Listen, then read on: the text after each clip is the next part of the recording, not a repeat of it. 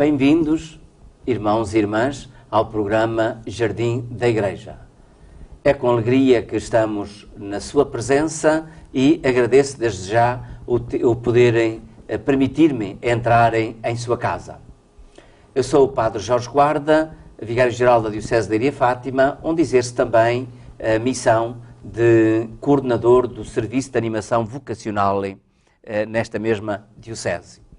Estamos no programa O Jardim da Igreja e, através deste programa, procuramos levar até si e a todos aqueles que nos acompanham, através da rádio, da televisão e da internet, procuramos levar até si, dizia, o conhecimento dos diferentes carismas que surgiram na Igreja ao longo dos tempos e que deram origem depois a congregações religiosas, a movimentos, a novas comunidades, a grupos, a diferentes obras e que cada uma delas, cada carisma e cada uma dessas obras é como que um canteiro de um único jardim que é a Igreja. Jardim onde despontam diferentes flores que enchem de beleza, de dinamismo, de encanto a vida da Igreja e que tornam mais frutuosa a sua missão neste mundo. Hoje vamos levar até si também um destes carismas, um destes movimentos ou grupos que trata-se do Grupo da Imaculada, que surgiu em Portugal, como iremos ouvir contar. Vamos tentar saber qual é a sua origem, qual o seu carisma, quem foi o seu fundador ou a sua fundadora e, ao mesmo tempo, tentar conhecer melhor o tipo de carisma, de espiritualidade e de propostas que este grupo faz à Igreja.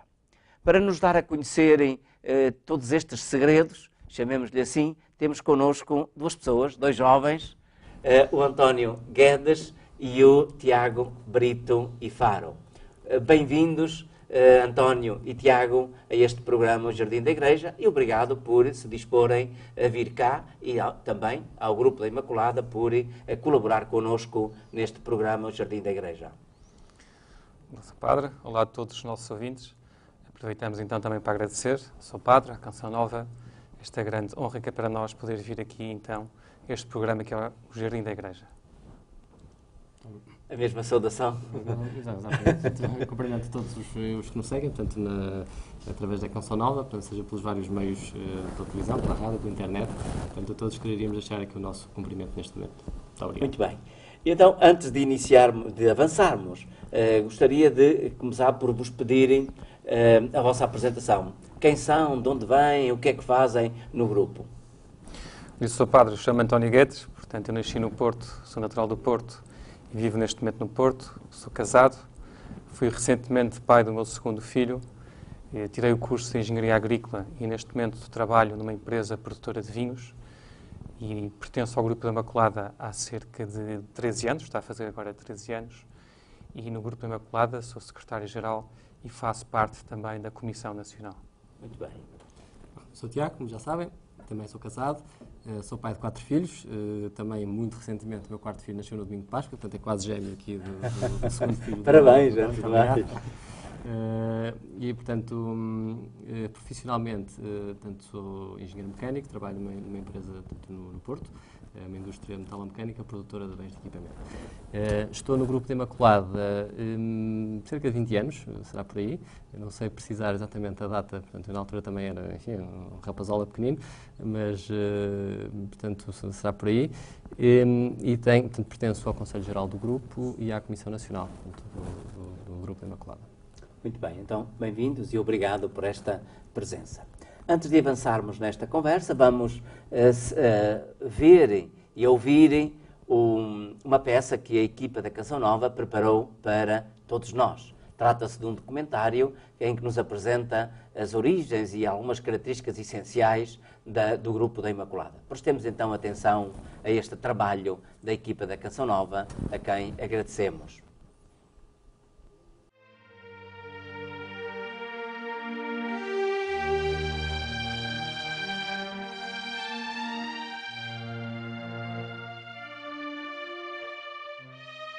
O Grupo da Imaculada é um movimento eclesial de leigos constituído em 1984 e aprovado canonicamente a 28 de junho de 2003 pelo Bispo Emérito de Leiria Fátima, Dom Serafim de Sousa Ferreira e Silva.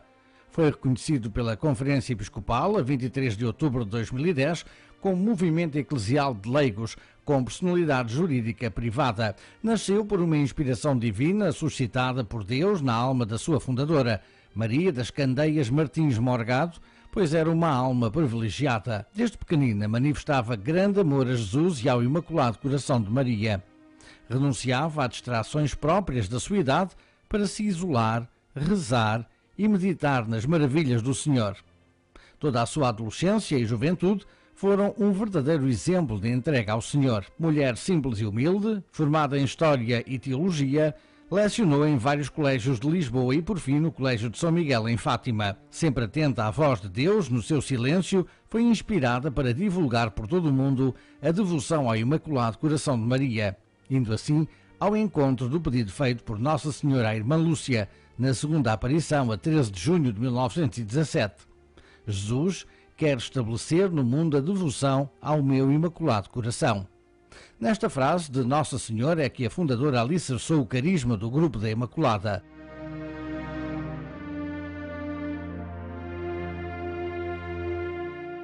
Percorreu vários países, chegando a viajar para a Rússia e para a Ucrânia em cadeira de rodas, colocando em perigo a própria vida. A sua fé era inabalável. Confiava na providência divina e punha-se a caminho. Partia sem audiências marcadas para os senhores bispos, chegava e era recebida de braços abertos. Vivia numa confiança total. Maria ia sempre à frente.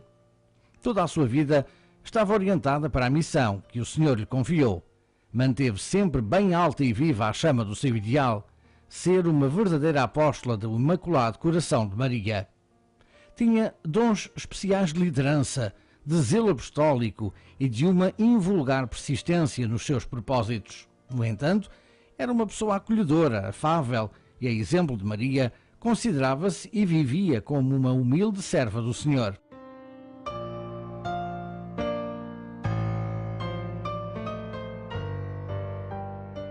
Maria das Candeias Martins Morgado nasceu no dia 5 de dezembro de 1924 na Aldeia Nova de São Bento, Diocese de Beja.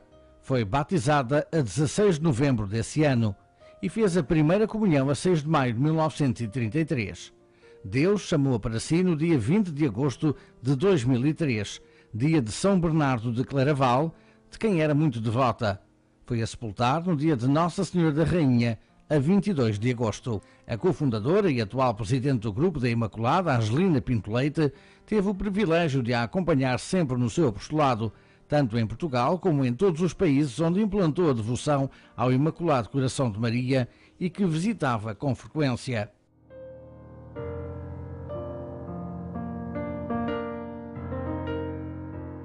O Grupo da Imaculada concretiza a sua missão promovendo a construção de pequenos monumentos com a imagem do Imaculado Coração de Maria nas terras de Portugal e no mundo inteiro, promovendo a consagração de cidades, paróquias e famílias ao Imaculado Coração de Maria. A prática diária do Rosário não se limita à recitação do Rosário, mas sim a toda a mensagem de Fátima: oração, penitência, mudança de vida, modéstia, a união das famílias e a sua vivência à luz do modelo de vida da Sagrada Família e a devoção dos 5 primeiros sábados, que Nossa Senhora pediu à Irmã Lúcia em Pontevedra a 10 de dezembro de 1925.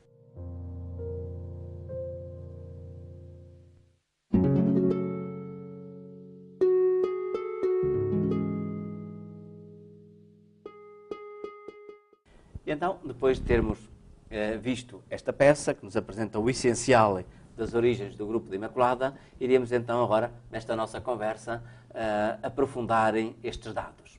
E começaria por perguntar ao António: ouvimos que o Grupo da Imaculada surgiu a partir de uma mulher cristã, Maria das Candeias, que deu origem a este grupo. Iria perguntar quem foi, como viveu a Maria das Candeias. Maria das Candeias, portanto, uma mulher cristã que nasceu em Vila Nova de São Bento, no Alentejo. desde cedo que foi uma pessoa com muita preponderância para as coisas de Deus, sobretudo para a contemplação. Sempre foi uma pessoa de grande candura e de grande inocência.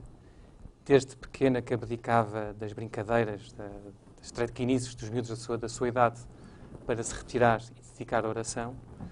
Mais tarde veio a fazer o curso de História e de Teologia, formou-se nestas duas áreas, veio a conhecer a nossa cofundadora e atual presidente, Dona Angelina Pinto Leite, e mais tarde vieram ver para Fátima, de onde vieram a criar o Grupo de Imaculada e a iniciar então aí toda esta obra apostólica que já dura há mais de 25 anos. O grupo, quando nasceu como um grupo de leigos para leigos, e ainda se mantém atualmente, e recebeu a aprovação canónica em junho de 2003, na altura por Sua Excelência Reverendíssima, o Sr. Bispo de Leiria Fátima, o Sr. Dom Serafim Ferreira e Silva, e também recebeu a aprovação episcopal em 2010, e neste momento temos em curso o processo de reconhecimento de pontifício por parte da Santa Sé. Sim, mas vamos então, Maria das Candeias viveu no século XX? Sim. Não há muito tempo. Muitos anos. Sim, sim. E faleceu em que ano? Faleceu em 2003, em agosto de 2003.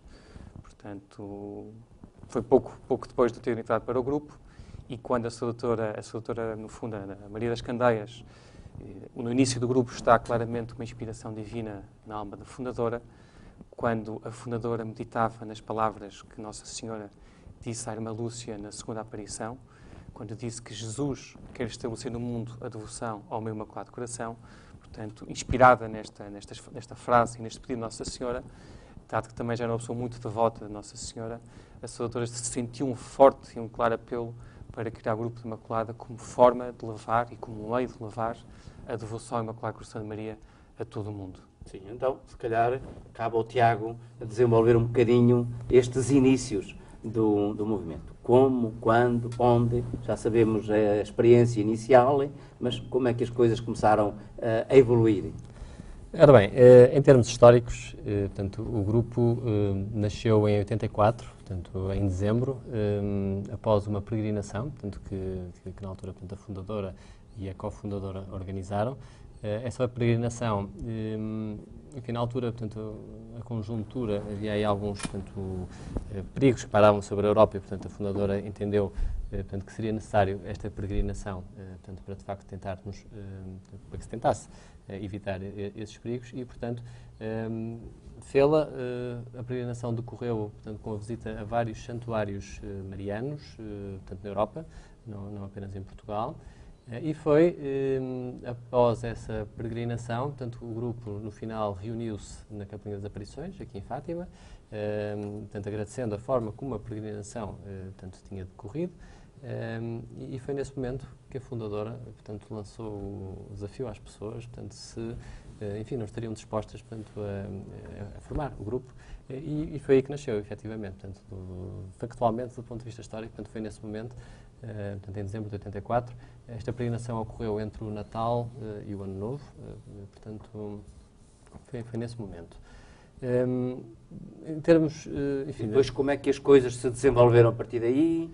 Como é que as pessoas foram aderindo? Como é que se foi organizando? Ora bem, enfim, vários contactos, portanto, havia pessoas também havia pessoas desconhecidas e pessoas que já se conheciam, isto é, portanto, a Sra. Maria das Candeias e a Dona Angelina não conheciam toda a gente que estava na peregrinação, mas, portanto, conheciam algumas das pessoas que lá estavam, e depois foi um bocadinho, passa a palavra, a coisa, portanto, foi-se começando a constituir, e, quer dizer, antes de tudo, nasce aqui, digamos, o núcleo da espiritualidade, e depois, a partir daí, quer dizer, o grupo foi-se desenvolvendo, portanto, com algumas das atividades que ainda hoje temos, portanto, correntemente, como sejam as nossas reuniões de espiritualidade mensal, as peregrinações, portanto, a coisa foi nascendo.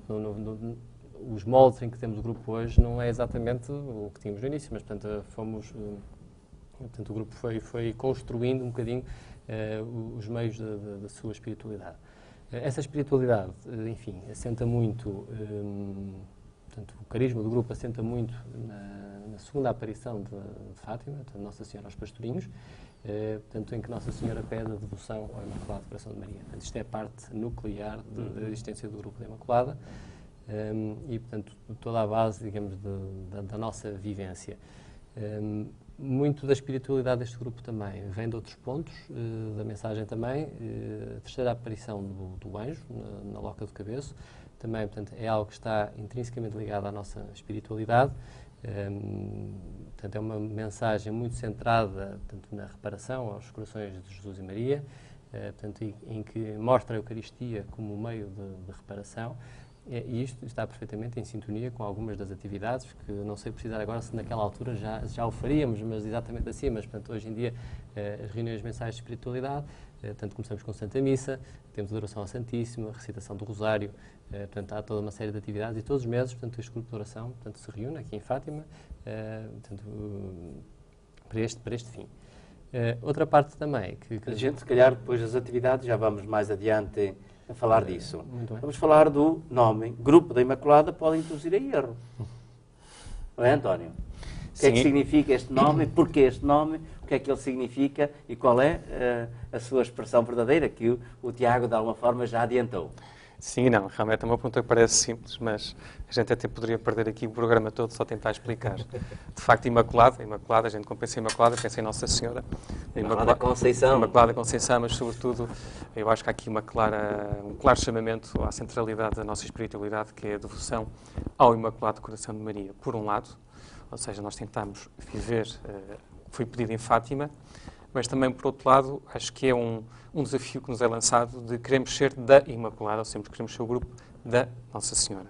Portanto, este grupo da Imaculada é um alerta, é uma provocação diária que, sempre que pronunciamos o nome, é uma provocação que nos vem ao espírito, com um sorriso nos lábios, de queremos ser realmente, através da imitação da vida da Nossa Senhora e do nosso exemplo, chegar então a ser realmente filhos de Nossa Senhora, no verdadeiro sentido da palavra, e então podemos ser da Imaculada. Muito bem.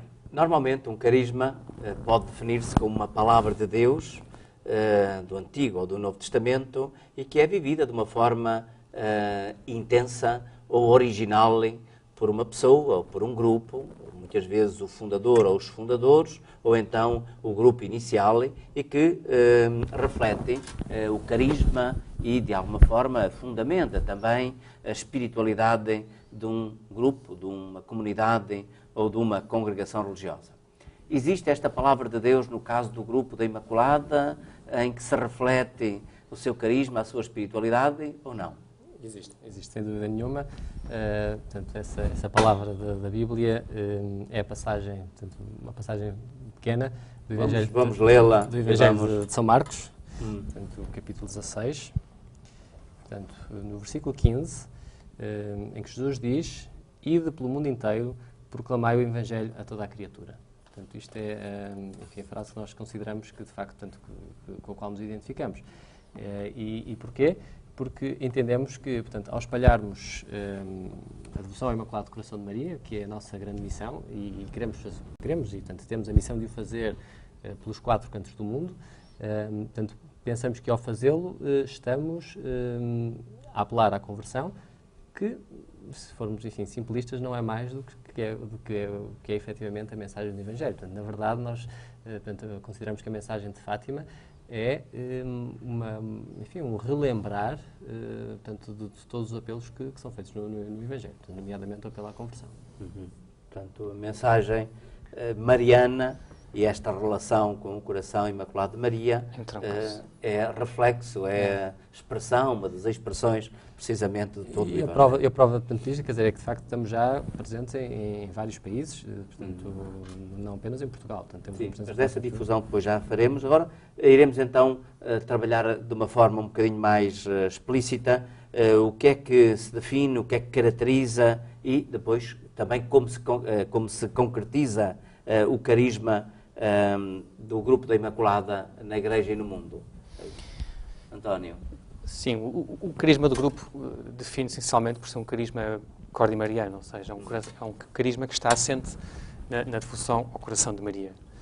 E caracteriza-se por tentarmos, da nossa parte, fazer o esforço de imitar aquilo que já falei antes, imitar as virtudes de Nossa Senhora, mas também estar atento e meditar no que foi a vida de Nossa Senhora, para que isso nos sirva como exemplo para a nossa vida do dia a dia. Tirarmos algo do Evangelho para algo concreto do nosso dia-a-dia. Portanto, é por aí que então vimos o nosso carisma e vivemos o nosso carisma. A forma que temos de o concretizar na prática, digamos assim, e concretizar também a nossa missão, passa por promover a construção de uns pequenos monumentos nas terras que os queiram fazer, monumentos que incluem uma imagem do Imaculado Coração de Maria no seu centro, portanto, porque a partir destes monumentos vamos promover a consagração ao Imaculado Coração de Maria, vamos promover a oração diária do terço e vamos também disseminar a devoção dos 5 primeiros sábados, que é algo que constitui a centralidade da devoção ao Imaculado Coração de Maria. Dito de outra forma, ou em termos mais práticos, quando uma terra ou uma comunidade se decide consagrar ao Imaculado Coração de Maria e faz apelo ao Grupo da Imaculada para implementar um movimento na sua terra, vai-se criar uma comissão, nós chamamos uma comissão local, que é constituída por alguns elementos que habitam naquela terra, que vivem naquela terra, e essa comissão vai ter como função não só zelar pelo bom estado do monumento, pela sua apresentação, colocar flores, a limpeza do monumento, tê-lo sempre em bom estado, mas, sobretudo e principalmente, tem como função promover a renovação da consagração anualmente, portanto, renova-se anualmente a consagração ao Imaculado Coração de Maria, uma cerimónia que é precedida por uma procissão e que termina justamente depois com a consagração. Tem também, pois, como dever promover a oração do terço, neste caso diário, que pode ser junto ao monumento, sobretudo nos meses de maio ou nos dias 13, ou então junto da igreja ou em família, em casa. Portanto, não só em termos individuais ou em termos familiares, como também em termos coletivos e paroquiais. E, finalmente, trabalhando com a paróquia e na paróquia, também tem como função esta comissão promover a devoção dos 5 primeiros sábados, portanto, fazer com que realmente se faça esta devoção nas terras onde está o monumento. Portanto, esta é claramente a maneira que o grupo tem de concretizar a sua missão. E sim, de facto, já estamos, neste momento, o grupo tem mais de 200 monumentos em Portugal. Sim, mas vamos então, se calhar, passar ao Tiago, que nos desenvolve um bocadinho, se calhar, essa dimensão. Portanto, há uma dimensão espiritual, mística, de cada membro ou de cada grupo que pertence ao grupo da Imaculada, toda essa relação, toda essa devoção a Nossa Senhora, que se exprime de várias formas. Depois há essa dimensão propriamente apostólica, de irradiação, de manifestação exterior ou de exteriorização em grupo, através desse modelo, um modelo específico do monumento e depois também toda essa irradiação. Como é que é feita esta irradiação e até onde já chegou esta irradiação? Ora bem, portanto, nós temos monumentos implantados, vários na América do Sul em vários países, portanto, temos na Argentina, temos no Brasil temos, se não me falha a memória, 15, se não me falha a memória, temos no Chile, temos nas Antilhas também, penso que são 4 nas Antilhas. Sim, no Peru. Depois temos na Europa, Portugal, obviamente, e em Portugal são mais do que 200, portanto são mais de 200 terras consagradas ao Imaculado Coração de Maria, mais de 200 monumentos implantados. Temos na Ucrânia, temos na Polónia, temos muitos nas Filipinas também, são cerca de 14. E, muito recentemente, temos em Taiwan, portanto, foram muito recentemente inaugurados 2 monumentos na ilha de Taiwan, e também o ano passado foi na China. E China, portanto, nós já tínhamos um em Macau, na altura em que ainda Macau era uma cidade, portanto, portuguesa, mas, portanto, na China, que eu chamo profunda, portanto, não estamos a falar das grandes metrópoles, mas, portanto, aquela China mais interior, temos na província de Handan, num local chamado Daming. Portanto, também temos lá. De maneira que... em África. Pois, e África, estávamos a esquecer, também temos em 2 países da África, São Tomé e Príncipe, e na Guiné também. Portanto, Como é que chegaram estes países todos a partir de Portugal? É um milagre. É uns novos descobrimentos a partir do Imaculado Coração de Maria? Ora bem, nos primórdios, portanto, isso teve muito a cabo da fundadora e da cofundadora, portanto, em missões específicas que ambas, portanto, procuraram e, portanto, foram localmente procurar a implantação. E aí penso, portanto, que o Brasil e as Filipinas, portanto, são dois pontos importantes, depois focos de irradiação mais local. Claramente as Filipinas, portanto, sem as Filipinas dificilmente seria feito em Taiwan e na China, e provavelmente sem os primeiros no Brasil também dificilmente teríamos feito noutros locais. Portanto, parte sempre de missões, portanto, de pessoas, enfim, do grupo português, passo o termo, portanto, fazemos missões ao estrangeiro no sentido de procurar estabelecer contactos, portanto, isso, enfim, depois o processo de cada caso é um caso, não há, digamos, uma receita que possamos dizer que... Não há um manual. Não há um manual. Aplicarem. Portanto, normalmente há uma vontade expressa, há um caso muito curioso, muito recentemente na Rússia, portanto, também está-se a estabelecer alguns contactos, não está concretizado ainda, mas portanto, está-se a tentar fazer na Rússia, e isto, portanto, foi um e-mail que apareceu, portanto, na caixa de correio de alguém do grupo, porque tinha visto portanto, o grupo no Facebook. Portanto, o grupo das Filipinas, portanto, tem um Facebook muito ativo, muito bem feito, e portanto, também aqui, enfim, os meios audiovisuais modernos têm servido um bocadinho para irradiar. Mas, de facto, acho que há casos distintos. Portanto, uns foi uma iniciativa de Portugal e nos inícios, portanto, quando se partiu para fora, muito por iniciativa da fundadora e da cofundadora, da atual Presidente. Hoje em dia, um bocadinho mais, portanto, a Comissão Nacional de Portugal, portanto, que também tem um bocadinho essa obrigação, ou essa missão, de procurar dar resposta às solicitações que vêm de fora e, como disse, vêm assim de origens um bocadinho distintas. Portanto, esse caso da China foi muito curioso também, portanto, também foi por via das Filipinas, e tal como os dois de Taiwan também, portanto, foi o grupo das Filipinas, portanto, que conhecia pessoas residentes em Taiwan e depois um bocadinho passa a palavra, mostra um bocadinho o que é o grupo, há um interesse, estabelece um contacto, enfim, depois segue-se toda aquela parte das autorizações eclesiásticas, etc., autorização, tanto diocesanas por aí fora, e até que, de facto, chega a um ponto em que a comunidade diz, sim, nós queremos, vamos fazer, e o processo desencadeia-se. É um bocadinho assim. António, que lugar é que Nossa Senhora tem em toda esta difusão? O centro, o coração. Podemos ver aqui assim no monumento, e eu aproveitava essa dica do seu padre, essa pergunta do seu padre, para realmente mostrar que Nossa Senhora deve estar no centro da nossa vida e que o nosso coração deve ser o coração de Nossa Senhora. Olhando para o monumento, e tudo ele também tem um simbolismo, ou seja, cada parte do monumento é simbólico. O monumento não representa somente a consagração da nossa terra, dos nossos lares e dos nossos corações à Nossa Senhora, mas como também eu diria que é um elemento que está vivo na nossa terra. E porquê? Porque cada parte do monumento simboliza um lado espiritual. Ou seja, olhando aqui para os 3 degraus que se vê no início, na parte de baixo do monumento, que sustenta o monumento, estes 3 degraus representam os 3 graus da vida espiritual. O primeiro degrau representa, então, o desapego da falta do pecado mortal, da falta grave. Vivemos apenas na graça atual. Depois, fazer um pouco mais de caminhada, subimos para o segundo degrau, que representa o desapego da falta venial. Quer dizer que se cometemos algum pecado, alguma falha, não é por malícia, mas sim por descuido ou por fraqueza humana. E, finalmente, temos o terceiro grau, que é o mais difícil de se atingir, que é o desapego das coisas do mundo. Ou seja, vivemos neste mundo, mas sem viver para as coisas do mundo, e que só o conseguimos, pode ser o mais difícil, e realmente é o mais difícil e dá mais trabalho, mas temos a certeza que se levantarmos a cabeça, olharmos em frente e vimos Nossa Senhora, iremos conseguir chegar lá. Temos então depois 4 colunas que sustentam 4 vidros. As 4 colunas representam os 4 evangelhos, ou a palavra de Deus.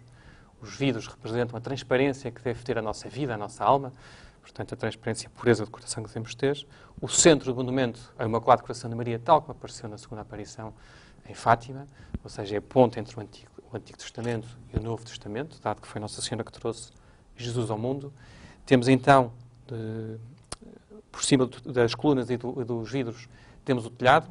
Este telhado tem 4 águas, ou seja, 4 orientações, que representam os 4 rios do paraíso, como podemos ler no Gênesis, capítulo 2, versículo 11 a 14, e que estão direcionados em direção aos 4 cantos do mundo. Ou seja, a mensagem de Fátima deve realmente chegar a todo lado, a todo o mundo, e não só a Portugal.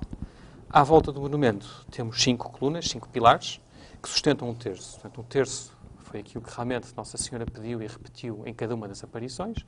Rezem o terço todos os dias pela paz no mundo. E as 5 colunas representam a devoção dos 5 primeiros sábados, tal como Nossa Senhora referiu na terceira aparição de julho, e como mais tarde, em Pontevedra, veio explicar melhor à irmã Lúcia. Portanto, este monumento que me vem, gosto de dizer que tem um carácter vivificante, ou seja, interpela-nos, quando nós nos aproximamos do monumento, se soubermos o significado de cada uma das partes do monumento, somos levados a pensar o que é que eu estou a fazer à minha vida, a minha vida espiritual. Será que eu já estou no primeiro degrau? Será que já estou no segundo? Será que já estou no terceiro? E o que é que eu faço à minha vida? Será que eu levanto os olhos e coloco Nossa Senhora no centro da minha vida e sempre que tenho dificuldades olho para Nossa Senhora? Leio o Evangelho e saboreio a Palavra de Deus como alimento e sustento? E o meu coração tem-me confessado, tem mantido uma vida transparente e pura? E terei sido apóstolo Nossa Senhora e levo a mensagem de fato nos 4 cantos do mundo? E depois, olhando para o terço e para as colunas, também somos levados a pensar o que é que temos feito em relação ao terço e aos 5 primeiros sábados. Portanto, acho que é algo que fica na nossa terra não só como um marco, uma recordação daquele maravilhoso dia que foi a inauguração e a consagração da terra ao Imaculado Coração de Maria, mas também fica com este marco vivo que nos vai chamando, nos vai advertindo, sempre que nos aproximamos dele. E que por isso acho que é isto que realmente torna o grupo diferente dos outros, e acho que é aquilo que é específico a este grupo e que da minha parte, pelo menos pessoalmente, tanto me cativa e tanto me deixa a pensar e a meditar, porque a gente pode perder horas e dias nisto que Deus nunca para de surpreender. Sim. Então, o monumento, digamos assim, é o elemento mais visível, mais identificativo do grupo e, naturalmente, é também depois o sinal daquilo que, à volta do movimento, se constrói, o grupo de pessoas, a comunidade de pessoas que vem sobre isso. Poderíamos dizer, vendo a difusão de todo o grupo, que Nossa Senhora continua a ir apressadamente, não apenas para a Serra, mas para a África, para a China, para outros sítios, portanto, continua a quererem permanecerem, já não digo apenas 3 meses, mas para não se sabe quanto tempo, ou para sempre, em todos os lugares, ou em quase todos os lugares. Sem dúvida, sem dúvida. Não é, Tiago? Sem dúvida, sem dúvida. Portanto, a visitação continua a verificar-se através, ou se quisermos, a aparição de Nossa Senhora, através desta forma, multiplica-se. De Fátima chega a outros cantos do mundo. E a fundadora dizia muitas vezes, portanto, que Nossa Senhora quis vir para a rua para chamar as pessoas e, de facto, quer dizer, quando uma pessoa contempla o monumento, dá a sensação que Nossa Senhora que nos chama, está ali, portanto, enfim, saiu dos santuários, das igrejas e veio para a rua precisamente para tentar cativar as almas. Portanto, também isto penso que há várias expressões, já lhe ouvimos chamar farol, portanto, já lhe ouvimos, portanto, analogias, portanto, dizer que é um pouco como os sinais de trânsito guiam os carros nas estradas, portanto, os monumentos também guiam, enfim, as pessoas nas suas vidas. Também havia uma expressão muito interessante de um seu bispo de Viseu, portanto, que dizia que não era tão pequeno que não se visse, mas também não era tão grande que não se lhe chegasse. Portanto, há assim uma série de facto, portanto, é algo que realmente é único e é como o seu pai dizia, portanto, a Nossa Senhora está portanto, a ir à rua a chamar as pessoas por todo o mundo e, portanto, de facto, aquilo que assistimos em países como a China, enfim, acho que é absolutamente impressionante, portanto, de facto, é Nossa Senhora, portanto, sem dúvida nenhuma. Muito bem, até agora estivemos a falar do vosso grupo, gostaríamos também de saber das vossas histórias pessoais, de como é que encontraram neste grupo uma nova luz, uma nova vida espiritual, um novo impulso, e, portanto, como é que conheceram o grupo, como é que este carisma e esta espiritualidade vos fascinou de tal maneira que se entregaram a ela de alma e coração. Começamos talvez pelo António. Eu recordo perfeitamente quando entrei para o grupo, ou quando fui chamado para o grupo, talvez seja mais correto dizer assim. Eu lembro que desde miúdo acompanhava a minha mãe, porque a minha mãe também faz parte do grupo. Lembro-me de pequeno acompanhar a minha mãe em cerimónias de inauguração ou de renovações nas terras que a minha mãe tinha a sua responsabilidade. Mas mais tarde, depois de ir para a faculdade, fui estudar para Vila Real, depois fui estudar para a França, portanto, acabei-me por afastar um pouco, mas nunca tive envolvido diretamente, nem nunca fiz parte concreta do grupo até essa altura, a não ser até que em 1999, lembro perfeitamente que foi organizado um encontro no Porto, no Seminário de Vilar, por parte da fundadora e da cofundadora na altura, portanto, para se fazer uma reunião de dar a conhecer o grupo a pessoas que ainda não conheciam o grupo, ou que eventualmente poderiam estar interessadas. E assim foi, fez-se uma reunião, estavam cerca de 70, 80 pessoas, e quando começou a reunião, a doutora tomou a palavra e disse, assim de entrada, muito no seu jeito e no seu estilo muito direto e muito, vamos dizer assim, místico, disse, só saímos daqui quando me fizerem uma pergunta. E eu no metrô disse assim, esta pergunta é para mim. Senti que a pergunta era para mim. Não fazia ideia qual era a resposta ou a pergunta que eu teria que fazer. Mas senti como uma flecha entrar no coração que aquilo, António, esta pergunta é para ti. E começaram as pessoas todas a perguntar, e sou doutor, e que pergunta é essa? E toda a gente a querer saber. E eu super encavacado, porque era novito, tinha vergonha, enfim, nem sabia o que é que a sua doutora queria que eu perguntasse. De maneira que depois foi decorrendo o encontro, as pessoas foram começando a fazer perguntas, a sua doutora foi respondendo, foi sempre dizendo, não é essa a pergunta, não é essa a pergunta. Eu a tentar que o tempo passasse, o tempo não passava. A certa altura, lá me enchi de coragem, disse, levantei o dedo assim um bocado a tremer e disse, doutora, eu gostaria então de fazer uma pergunta. E os olhos da sua doutora, que tinha assim um ar muito grave, olhou-me assim com aquele olhar muito especial daquela que a sua doutora tinha. Eu percebi logo, ai meu Deus, o que é que eu vou dizer, o que é que eu vou dizer? E sem uma pergunta, sem eu saber o que é que ia dizer. E por acaso lembro da pergunta, mas a pergunta assim espontaneamente. A sua doutora respondeu à pergunta e mal terminou a resposta disse, e está terminado o encontro. Foi feita a pergunta. E ficou a gente, ei, António, podes repetir a pergunta, o que é que foi perguntado, e não sei o quê, não sei o quê. E eu calei-me, fiquei em introspecção, porque senti claramente ali um chamamento tão forte, tão forte, tão forte.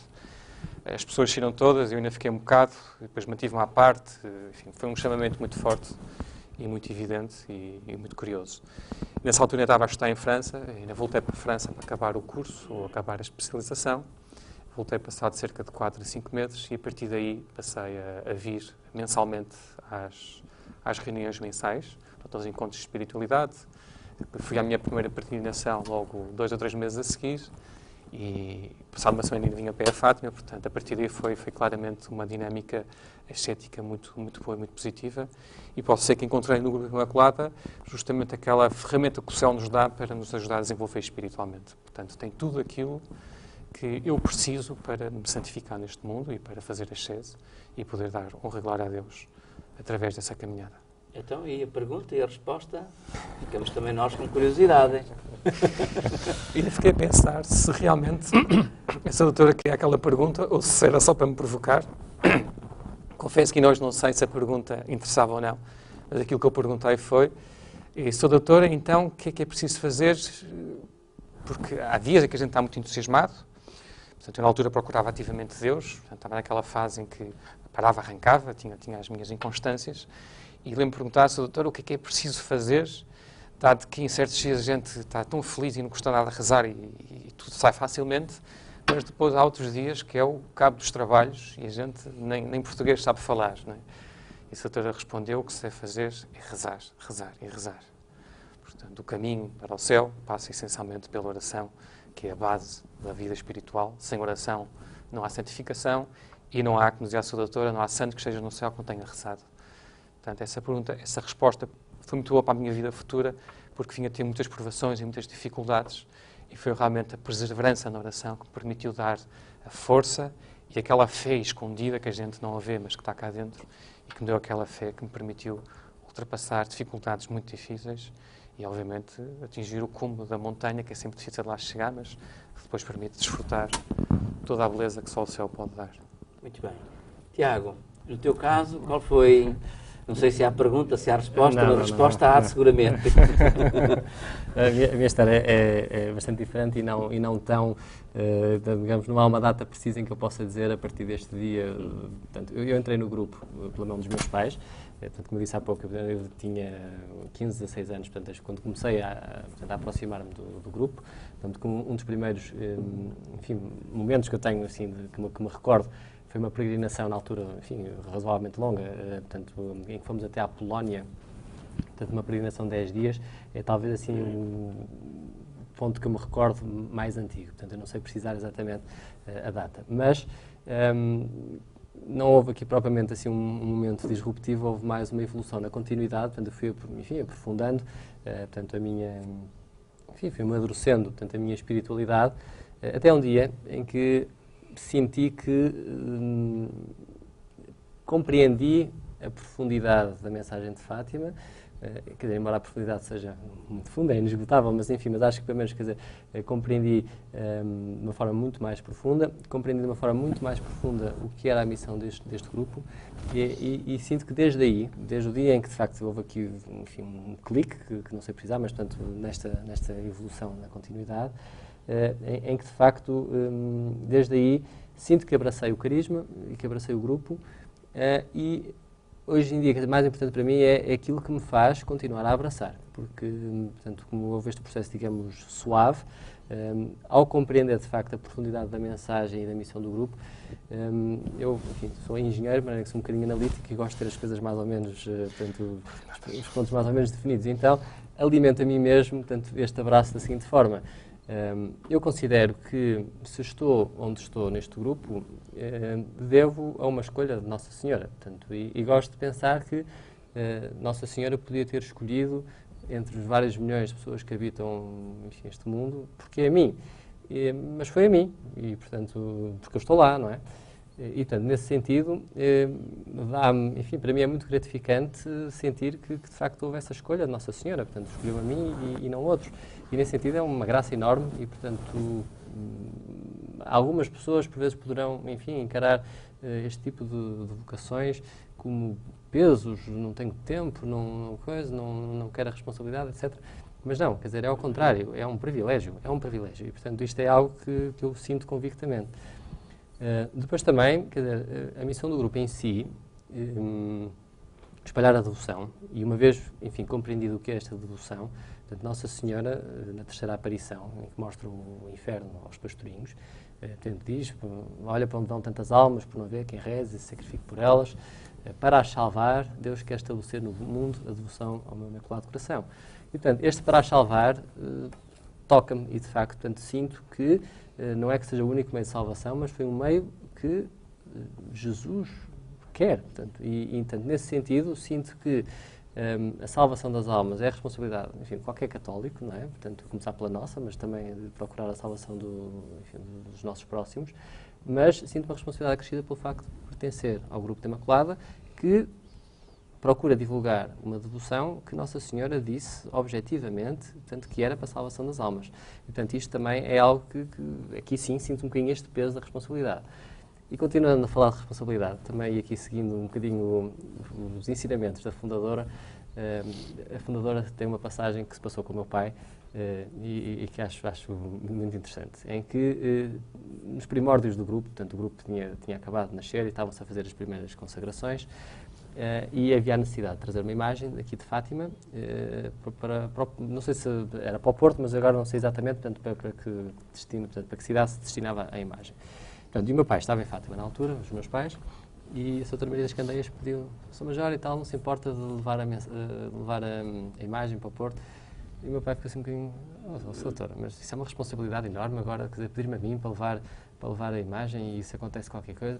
E a resposta foi categórica, Sr. Major, é muito maior a responsabilidade de não a levar do que a levar. E, portanto, eu uso isto muito para mim mesmo também, quer dizer, é muito maior a responsabilidade, às vezes, de não assumir, enfim, os compromissos e aquilo que nos é pedido do que ao contrário. E, portanto, é algo que eu reflito também muitas vezes para preservar, digamos, na missão. Finalmente, há um ponto também, quer dizer, a Nossa Senhora é a nossa mãe, eu adorava a minha mãe, terrena, e portanto sinto que se nós não gostamos de dizer não a um pedido da mãe terrena, muito menos devemos fazê-lo à nossa mãe do céu, ainda mais numa matéria que lhe é tão querida. Portanto, Nossa Senhora também disse a quem, enfim, abraçasse esta devoção, seria como uma flor colocada pela própria Nossa Senhora no altar de Deus. E, portanto, isto é algo que, enfim, que a mim também tenho dificuldade em alcançar a transcendência desta passagem de Nossa Senhora. De maneira que tudo isto junto faz com que, de facto, enfim, eu me mantenha fiel aqui ao carisma e à missão. Portanto, de facto, a entrada foi um bocadinho suave, mas, portanto, chegou a um ponto em que eu, enfim, sinto que atingi a maturidade e, enfim, hoje, enfim, tenho alguma responsabilidade e alguma autonomia dentro do grupo, portanto, devido a isso. Finalmente, um último ponto só para terminar. a própria vivência do grupo é algo que alimenta este abraço. E, portanto, eu já referi há pouco que estive recentemente na China, portanto, nessa missão no Extremo Oriente. Portanto, a missão fomos às Filipinas, depois começamos em Taiwan. Sim, mas sem entrar agora nos detalhes da pergunta, porque o nosso tempo já terminou. Muito bem. Mas só, portanto, assistir às duas inaugurações, portanto, em Taiwan, como eu assisti, foi uma coisa absolutamente emocionante, porque quer dizer, em determinada altura, quando a cerimónia... Quer dizer, que a participação no grupo é também estimulante para prosseguir. Absolutamente. Isso só aqui um pormenor também para quem nos segue, sentir um bocadinho o que se sente lá. Depois de terminada a cerimónia da consagração, portanto, todos os membros do clero, portanto, havia lá, portanto, um bispo, um arcebispo e vários sacerdotes, portanto, ofereceram uma flor aos pés de Nossa Senhora, portanto, aos pés do monumento, e depois estavam lá centenas de pessoas, portanto, todos eles, cada um ofereceu. Isto tudo ao som do Ave de Fátima cantado em chinês. Portanto, tudo isto, quer dizer, nós imaginarmos lá, e eu que lá estive, de facto, é muito emocionante e é muito estimulante, sem dúvida, para a continuidade. Sim. A concluir mesmo, quem quiser contactar com o grupo da Imaculada, António, como é que o pode fazer? Bem, para aqueles que conhecem a mim ou ao Tiago, é fácil, é só pegar no telefone e ligarem-nos. Mas para aqueles ouvintes que realmente não nos conhecem e que não conhecem o grupo, há várias formas de contactar o grupo. A primeira poderá ser, obviamente, por via e-mail, através do e-mail grupoimaculada.com@sapo.pt. Outra forma mais tradicional de o fazer é através do telefone, que também serve como número de fax, através do 249 53 4355, com o indicativo português de 00351. Ou então, para quem quiser, pode escrever para Grupo da Imaculada, Rua da Padroeira, número 30, 2495 418, Fátima, Portugal. São estes os nossos contactos. Ou no ecrã da televisão ou da internet serão dados esses contactos. Obrigado, António, obrigado, Tiago, pela vossa partilha, pela vossa presença e pela vossa informação relativamente, e uma informação tão empenhada, tão quase diria apaixonada, com este grupo da Imaculada e com a espiritualidade de Fátima que se difunde através dele. Assim que nos acompanhou durante este programa e que nos permitiu estar consigo em sua casa, também o meu muito obrigado. E vou invocar a bênção de Deus sobre si e sobre todos aqueles que nos acompanharam neste programa. O Senhor esteja convosco. Ele está no meio de nós. Abençoe-vos, Deus Todo-Poderoso, o Pai, Filho e Espírito Santo. Amém. Fique em paz, fique com Jesus. Até ao próximo programa, se Deus quiser.